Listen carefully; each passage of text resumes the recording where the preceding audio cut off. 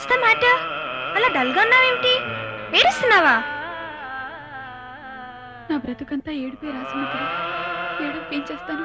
Hi బాబోయ్, ఏమిటి ఈ ఎంగేజ్ లో చెంగు చెంగుమంటూ ఎగురుతూ ఉండాలి? పైగా ఓ అందమైన అబ్బాయితో లవ్ అఫైర్ లో ఉన్నదానివి.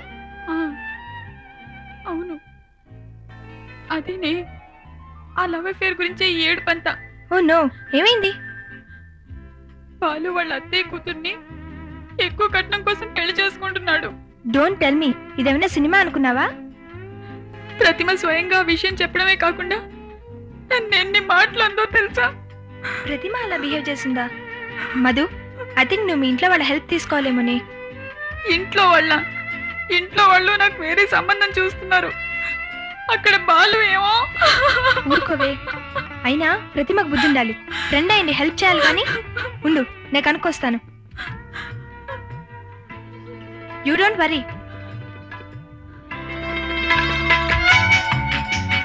ఏమండో లావణ్య గారు, ఇటు వెళ్ళిపోతున్నారా?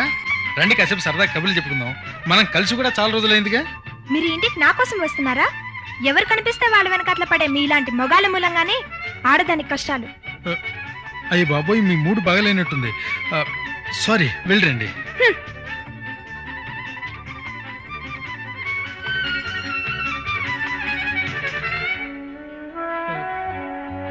మీ మూడు మరోలా ఉన్నట్టుంది. ఏం లేదు.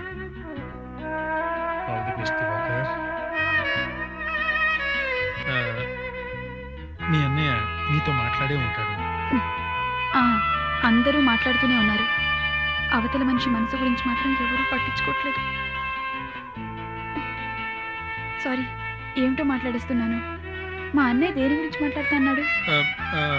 అది మీ రిజల్ట్స్ వచ్చాక మీరు పార్టీ ఇస్తారో లేదో అని నేను పిక్నిక్ కమ్ పార్టీ అరేంజ్ చేస్తానని ప్రపోజ్ చేశాను. నా ప్రపోజల్ మీకు ఇష్టమేనా? ఓ సారీ, మీ మనసు పిక్నిక్ మూడ్లో లేనట్టుంది. పర్వాలేదు, బాగానే తెలుసుకున్నారే. అయ్యో, నాకు మనసుని చదవటం బాగా వచ్చండి. ఇప్పుడు మీరే మూడ్లో ఉన్నారో చెప్పమంటారా? ప్రస్తుతం మీ ఇంట్లో చూస్తున్న సంబంధం మీకు ఇష్టం లేదు. am I right? ఓహో, కరెక్ట్గా చెప్పానా? ఓ సలహా కూడా చెప్తాను, వినండి. మీకు పరిచయం ఉండి మీ చుట్టూ తిరిగే, మీరంటే ఇష్టపడే ఏ అబ్బాయినైనా చేసుకోండి. అమ్మయ్యా, చెప్పేశా. దివాకర్ గారు, మీరు అసందర్భంగా మాట్లాడుతున్నారనుకుంటాను. ఒకసారి చెక్ చేసుకుంటారా? అలాగే, సరే వస్తాను. తొందరపడి పెళ్లి కుప్పేసుకోకండి. మధు, ప్రతిమ ఇంటికి లాక్ వేసిందే. లాక్ వేసిందా? ప్రతిమ కరెక్టే చెప్పింది. ఎవ్వరికి తెలియకుండా పెళ్లి చేసేసుకుంటున్నాడు ఆ బాలు. చిచి, మనిషా రాక్షసుడా?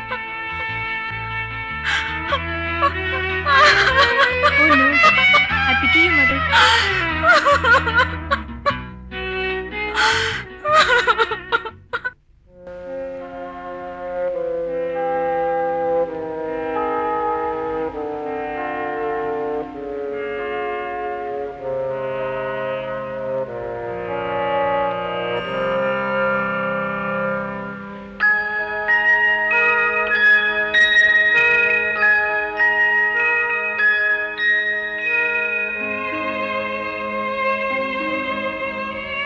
మధు, పొద్దున నీకు ఈ ఉత్తరం వచ్చిందే.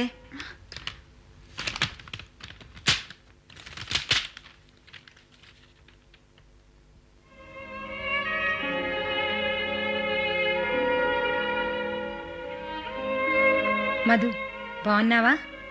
మీరందరూ చూపించిన ఆత్మీయతని నేనెప్పుడూ మర్చిపోలేను. మనందరం కలిసి గడిపిన రోజులు పదే పదే గుర్తొస్తున్నాయి. మధు, నీకో సంగతి చెప్పాలి. జీవితంలో ఏది కూడా మనం అనుకున్నట్టు జరగదేమని. మనుషులు కూడా అంతే. పైకి కనిపించినట్టుగా వారి ప్రవర్తన ఉండదు. మనస్తత్వాలు భయంకరంగా ఉంటాయి. ఒక్కోసారి మా వదినే బెటరేమో అనిపిస్తూ ఉంటుంది.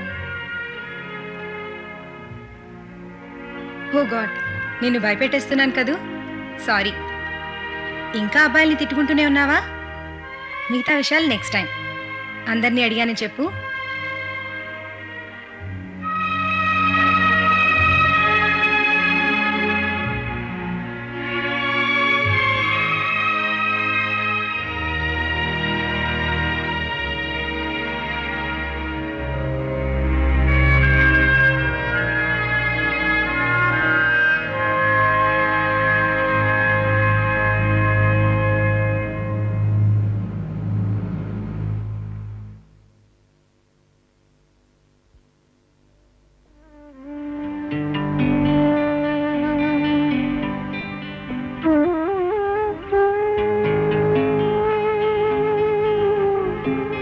అదేమిటే మధు, ఆడపిల్లవి చక్కగా తయారై కళకళ్ళాడుతూ తిరగాలి, అంతేకాని ఇలా బద్ధకంగా పడుకుంటే ఎలా?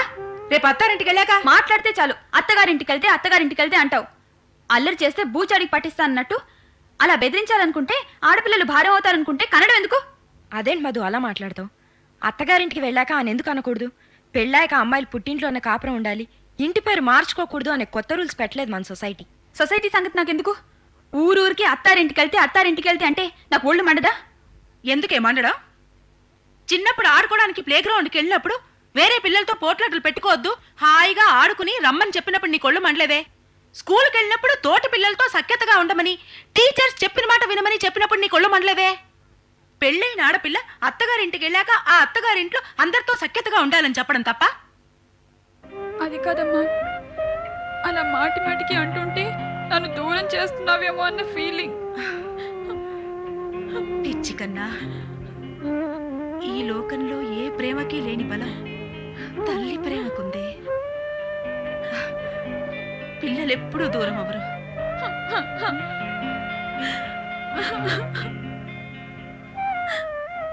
మధు, ఆ అబ్బాయి నచ్చాడా? మమ్మీ, కావాలనుకుని వచ్చే సంబంధాలు దొరకడం కష్టమే. నాకు ఇంకో 2 రోజులు టైం ఇవ్వు. సరే, నువ్వు ఓకే అంటే అప్పుడే ముహూర్తాలు పెట్టుకుందాం. ఏ?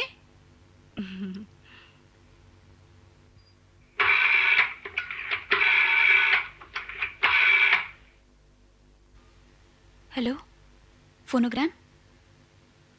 Phone number 832498.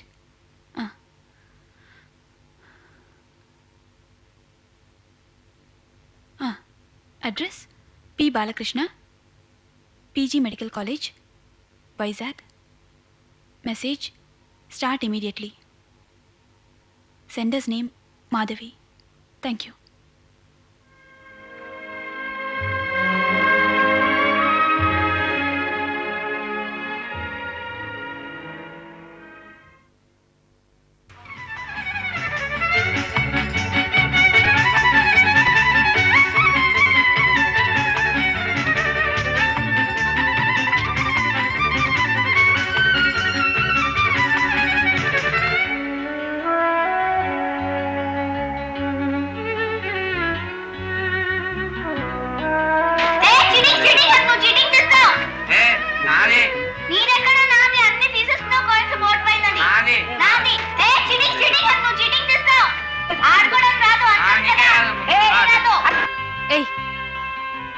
కొంచెం సైలెంట్ గా ఉంటారా?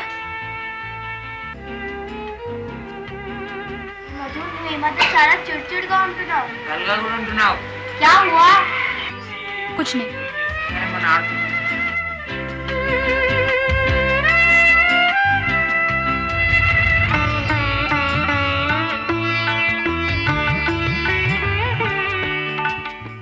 ఏమండి, నాకు లెటర్స్ ఏమైనా వచ్చాయా? రాలేదండి.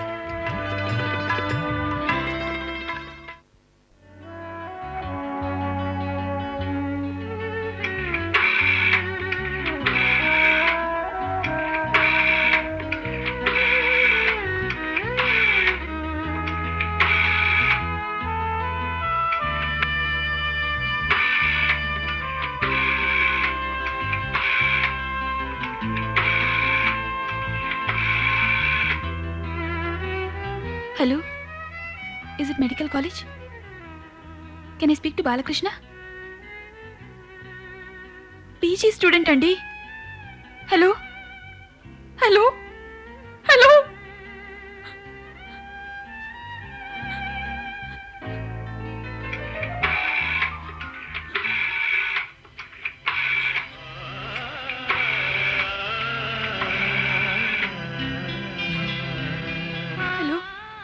కొంచెం బాలుని పిలుస్తారండి? అదేనండి, ఫేర్గా. Hello hello hello hello.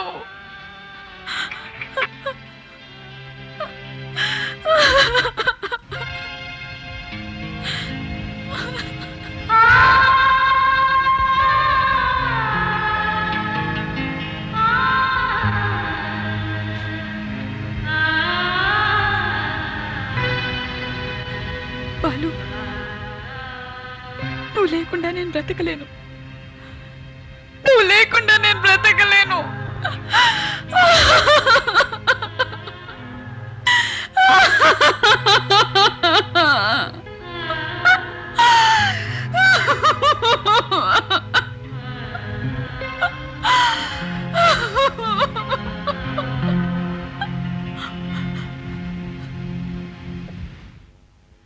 ఆగు.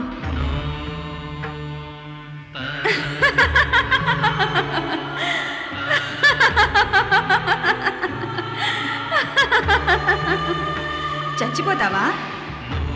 అసలు బాలు నీకేమవుతాడు?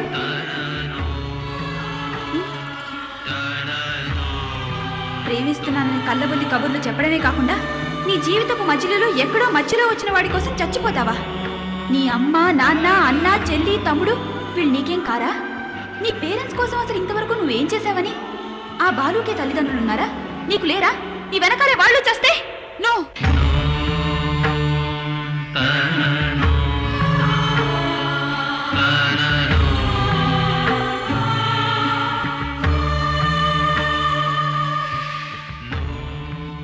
ఓ వంచకుడి కోసం నేనెందుకు కుమిలిపోవాలి?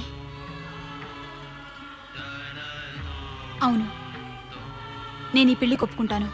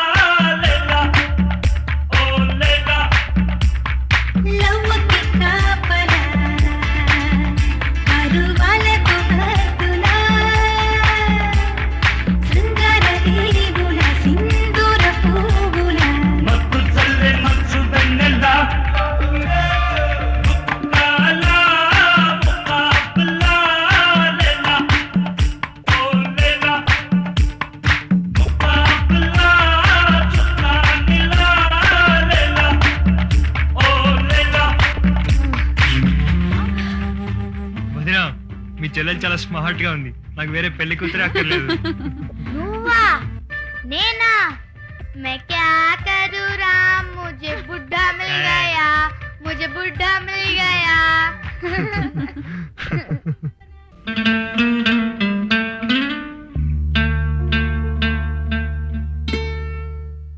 నేను విషయం అడగాలనుకుంటున్నాను. బాలు విషయమేగా? అవును, కార్లో బాలు పేరు లేకపోయేసరికి ఏమీ అర్థం కాలేదు. అదంతా ఓ కళ, పీడ కళ, కరిగిపోయింది. అంటే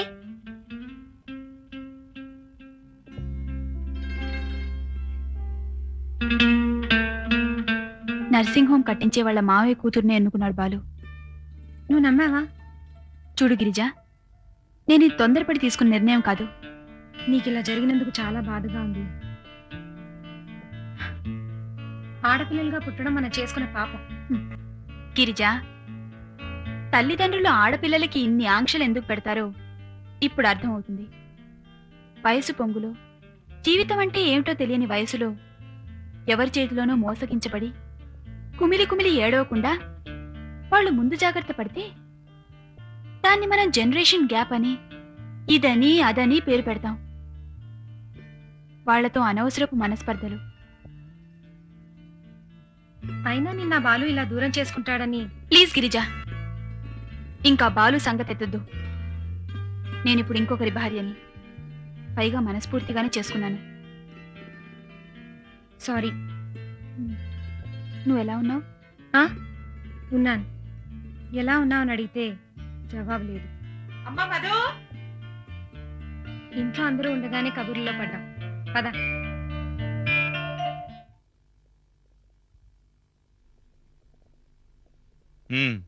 మీ ఫ్రెండ్స్ ని పలకరించి రావడం అయిపోయిందా?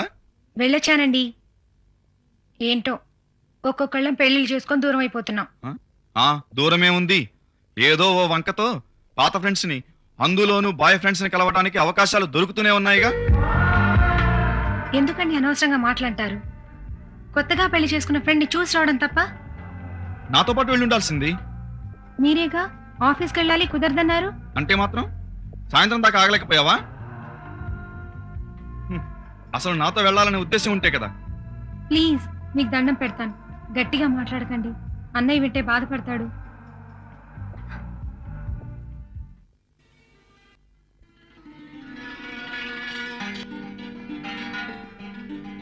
ఏమండి, కట్నం డబ్బు ఇవ్వగా మిగిలింది ఇందులో ఉందట, బీరువాలో పెట్టమన్నారు అత్తయ్య గారు. కట్నం డబ్బా?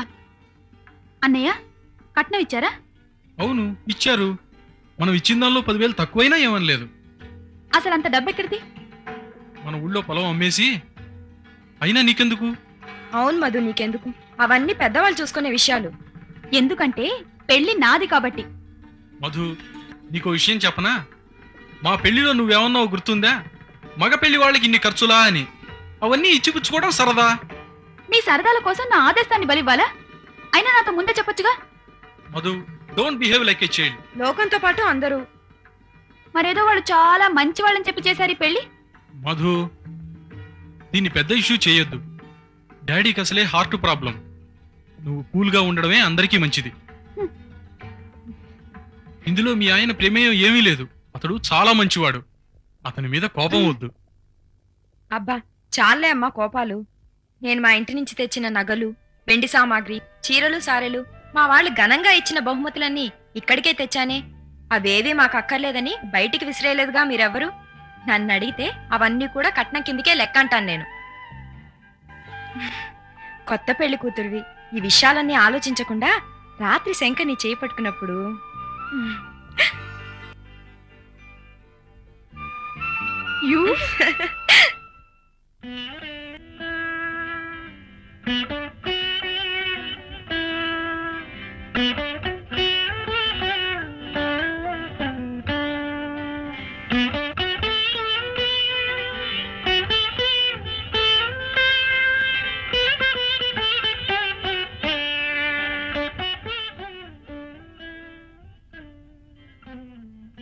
భగవంతుడా, నువ్వు ఉన్నావో లేదో తెలియదు కానీ మనస్ఫూర్తిగా నిష్కల్మషంగా ఈ మనిషిని నా జీవితంలోకి ఆహ్వానిస్తున్నాను.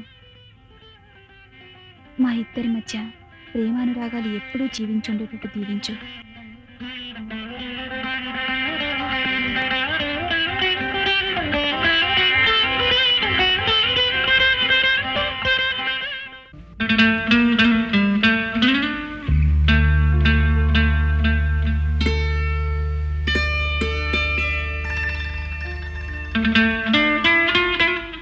సార్, నిద్రలేస్తారా? మిమ్మల్ని. మీరింత లేటుగా నిద్రలేస్తే అందరూ నా మూలంగానే అనుకుంటారు. అందరికీ తెలిసిన విషయమేగా.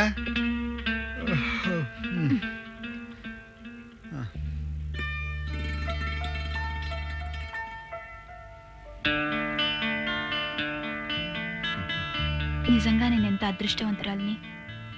ఏ ఆడపిల్లకైనా కావాల్సింది ప్రేమించే భర్తే కదా. ఏయ్, ఏంటి కూర్చుని కలలు కంటున్నావా? అబ్బే నాకింక కళ్ళు కనాల్సిన అవసరం లేదండి.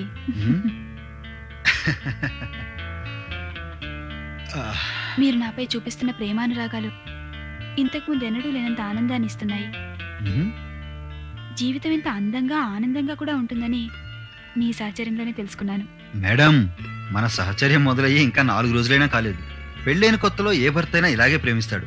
ఆ తర్వాత పర్వాలేదండి. ఈ నిమిషంలో మీరు నాకు చూపిస్తున్న ఆదరణ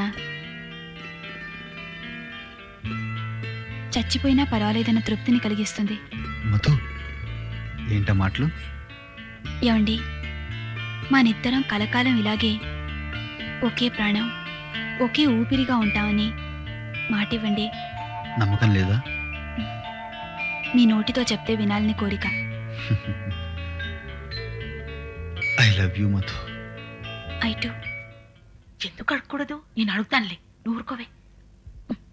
అమ్మా మాధవి, ఇలా రా అమ్మా, కూర్చో. ఓసారి నీ నగలు తీసిస్తావమ్మా?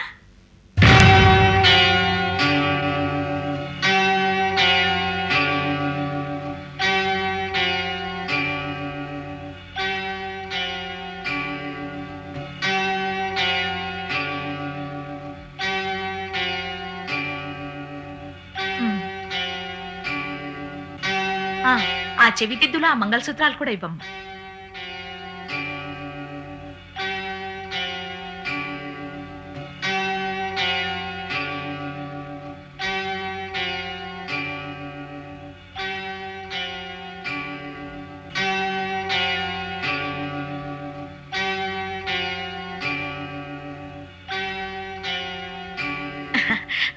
ఏం లేదు, తూక వేయిద్దామని.